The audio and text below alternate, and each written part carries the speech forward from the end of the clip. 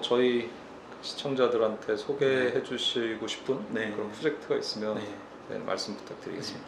크게는 3개의 단계로 좀 나누고 있어요. 그래서 초창기에는 어떻게 보면 건축이랑 생물공학을 좀 융합하려고 했었던 아주 제가 영국에 있었을 때 그 초기 작업들이 사실은 사무소 이전의 작업들이긴 하지만 그게 저한테는 굉장히 중요한 작업이고 어쩌면은 이 스튜디오를 시작할 수 있었던 어떤 뭔가 시발점이 될 수 있는 그런 작업이었다고 생각을 해요. 그래서 바이오 리스폰시브 블룸이라는 어떤 생물학적으로 그걸 연구를 하고 그 생물학적인 어떤 구조나 형태들을 갖고 와서 건축적인 어떤 공간과 형태로 만들 수 있는가 이렇게 실험했었던 작업도 있고, 그다음에 콘크리트 위에서 이제 이끼를 키우면서 어떤 탄소 배출을 저감한다든지 혹은 그 이끼가 실제 어떤 탄소를 저감하는 역할을 하는 그런 어떤 생물공학을 융합한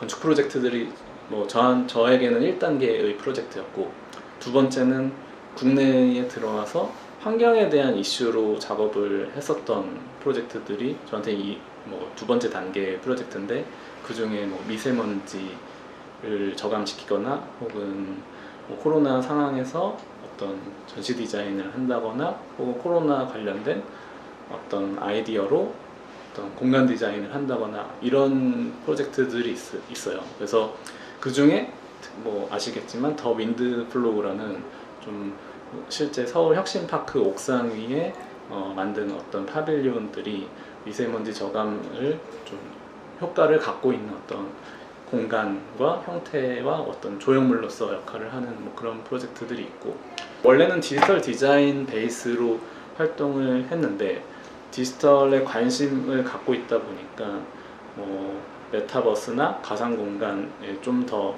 관심을 갖게 됐고, 메타버스나 가상공간이 건축에서는 좀 오래된 얘기지만 최근에 다시 VR이나 AR 이런 기술들이랑 연결되면서 더 각광받고 있다고 생각을 해서 그런 프로젝트를 한번 해보면 어떨까 했던 게 최근에 이제 배제 합당에 설치한 건축 미디어 아트 프로젝트가 있습니다. 그래서 한 그 3단계에서 대표적으로는 그 3개의 프로젝트가 있다고 생각을 합니다.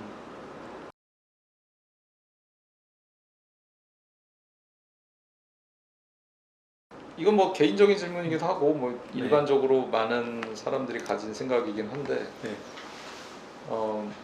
이전 테크놀로지가 계속해서 이렇게 발전하고 하다 보면 그리고 많은 직업들이 이제 없어질 거란 말이죠. 일반적인 건축 설계하는 거는 제가 봤을 때는 컴퓨터가 충분히 할 수 있을 것 같아요. 용도, 그 다음에 지역지구 이런 것들. 그 건축가 창의적인 이런 작업들을 하시는 분은 별로 위험하지 않을 수도 있다 이렇게 생각하는 의견들도 있죠. 그래서 이태원 선생님은 어떠세요? 건축가입니다. 네. 요즘에 국내에서도 어떤 AI 활용해서 건축에 대한 어떤 기획 설계를 한다든지 규모 검토를 한다든지 이런 어떤 툴들이 많이 발전했더라고요. 그래서 저는 그런 부분은 굉장히 좋다고 생각을 하는 게, 어쩌면은 그 사람들이 좀 기계적으로 하는 일을 기계가 어떻게 보면 그 역할을 담당해주면 사람은 조금 그 일로부터 벗어나서 다른 일들을 할 수 있지 않을까. 더 예를 들면 창의적인 어떤 활동을 한다든지 CAD의 발전이든 BIM의 발전은 분명 사람들에게 어떤 효율성이라든지 시간을 해주는 역할들을 담당해줬잖아요. 근데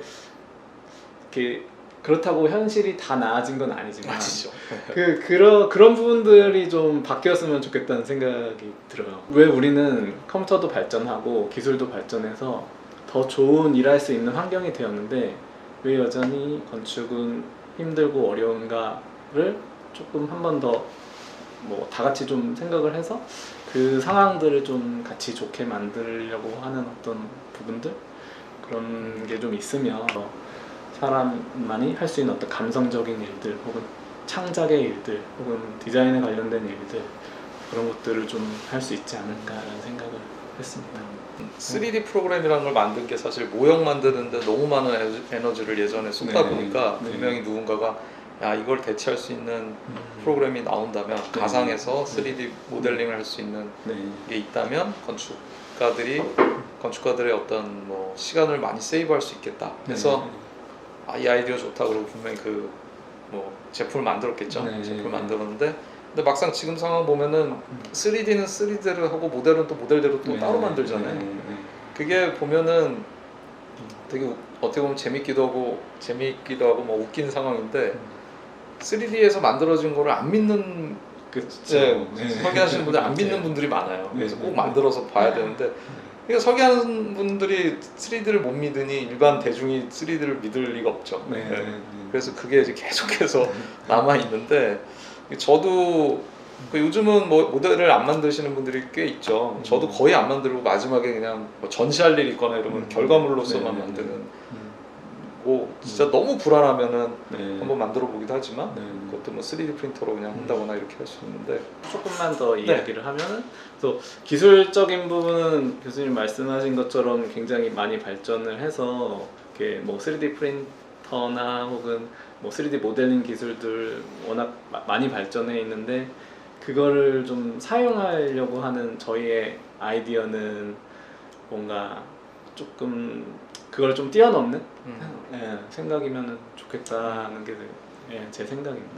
뭐 말씀하신 대로 너무 또 그 만드는 게 대체하는 게 분명히 있음에도 불구하고 또 과거의 방식으로 또 작업을 계속 하는 부분도 있다면 뭐 지금은 이제는 좀 새로운 어떤 현존하는 어떤 기술들을 응용을 해서 더 우리가 좋은 것 혹은 나은 것을 어떻게 만들지에 대한 고민들 새로운 그렇게, 그렇게 하면은 또 시간도 세이브 될 거고 어쩌면 비용도 세이브 되면서 동시에 우리가 뭐 어떤 만드는 어떤 창조적인 것들 뭐 그런 것들에 좀 더 시간을 투자하고 디자인 컴퓨터 뭐 그러니까 컴퓨터 툴들이 어떤 새로운 것을 창조하는 도구로 쓰여져야 되는데 창조는 안 하고 그냥 과거 거 그대로 그냥 재탕 삼탕하면서 정말 그냥 툴로만 계속 이용을 한다면 대체 수단으로서만 모형이든 드로잉이든 대체 수단으로만 이용하면